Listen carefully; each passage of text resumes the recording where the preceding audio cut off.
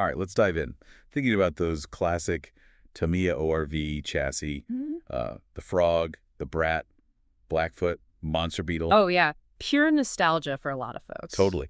And, anyone who's run one probably remembers that first upgrade getting some proper oil-filled shocks, like the Tamiya CVAs. Massive difference. Huge difference. It's amazing how much tuning potential is actually packed into those relatively simple designs, even just changing the shock oil. Exactly. And that's our mission today. For you, the learner.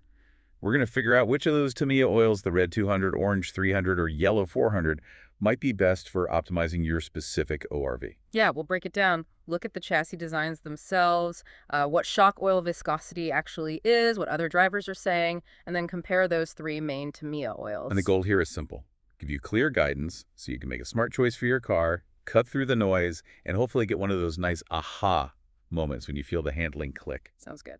So where should we start? The chassis itself seems logical. Yeah, let's do that. Because they aren't all the same, are they? You've got the lighter buggies, Frog and Brat. Right. And then the kind of beefier monster trucks, Blackfoot and Monster Beetle, all share the ABS base frame, which is light, but, well, it flexes. It does. And that flex, plus the rear motor placement putting weight bias towards the back, Yeah, that matters. definitely. And the front suspension's quite different, too, isn't it? The buggies have those unique inboard springs. They do, whereas the trucks have a more, let's say, conventional double wishbone setup up front. But the rear's pretty similar across the board independent trailing arms. True, but the big difference, especially thinking about shocks, is the weight. And those huge tires on the trucks, that's a lot of unsprung weight to control compared to the buggies. Absolutely. So yeah, no single oil weight is going to be the magic bullet for every single one of these models. Makes sense. So, okay, let's talk about the oil itself. What's it actually doing in there? Right. It's all about damping. Basically, controlling the speed at which the suspension compresses and rebounds. Not just lubrication, then. No, not primarily. It's about resistance. We measure that resistance as viscosity, how thick or thin the oil is. Tamiya uses centistokes, or cent. And the common set is red 200, orange 300, yellow 400 cent. Exactly. Think of 200 as maybe light olive oil and 400 as closer to honey. Quite a difference in flow. Okay, so thicker oil, like the 400 yellow, means more resistance, slower movement. Correct. That generally gives you a more stable feel, less body roll in corners, and it helps stop the chassis from slapping the ground on landings, resisting bottoming out. But there's a downside. Yeah, if it's too thick or the bumps are coming really fast, the shock can't extend quickly enough between hits. It sort of packs down. Packing up makes the ride harsh. Exactly. Now, thinner oil, like the 200 red, does the opposite. It lets the wheels react really quickly to rough ground, potentially giving you more grip. But the trade-off is maybe less stability, more roll, easier to bottom out. Precisely. And, you can even mix and match, maybe run a different oil weight front versus rear to fine-tune the balance. Interesting. So what are people actually doing out there? What's the word from the RC community on tuning these ORVs? Well, it's interesting. You see the 400 CST yellow mentioned a lot as a starting point, maybe because it feels noticeably different from friction dampers. But a really common point, especially for the Monster Beetle and Blackfoot, is that the stock springs are quite stiff.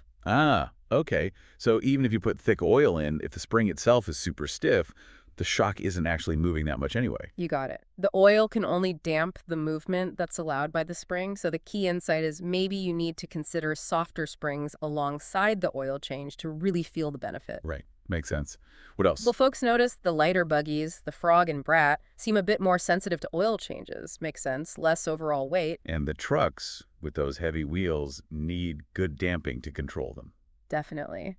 And the focus for most people seems to be general fun driving, bashing rather than high-level racing on smooth tracks. Different goals. Okay, let's put it all together then. Comparing the Tamiya oils specifically for your ORV, learner, let's start with 400 yellow. Okay, 400 yellow. Thickest. Generally better for the heavier trucks, especially if you're running on smoother ground or doing jumps where you want that bottoming resistance. But could feel too stiff, maybe harsh on really bumpy stuff, especially with stock springs. Yeah, quite possibly. It might limit suspension travel too much for rough terrain. All right. How about the middle ground, 300 orange? This seems to be a really popular sweet spot for many ORV owners. Buggy or truck.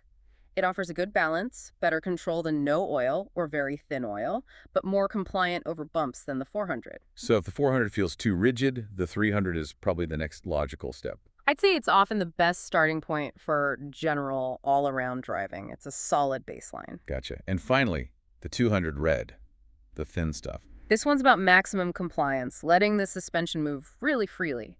It might be best suited for lighter buggies like the Frog or Brat if you're driving on really choppy, rough surfaces where you need the wheels to follow every contour. But probably too thin for most general use.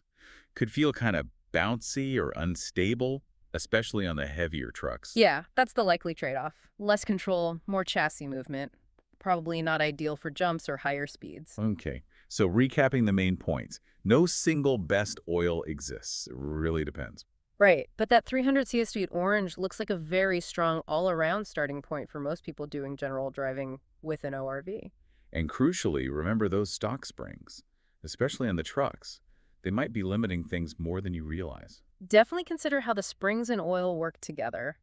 And think about your model buggy or truck and the kind of terrain you drive on most. So learner, here's a final thought to chew on. Beyond just swapping oil, how might tweaking your driving style interact with the oil weight you choose?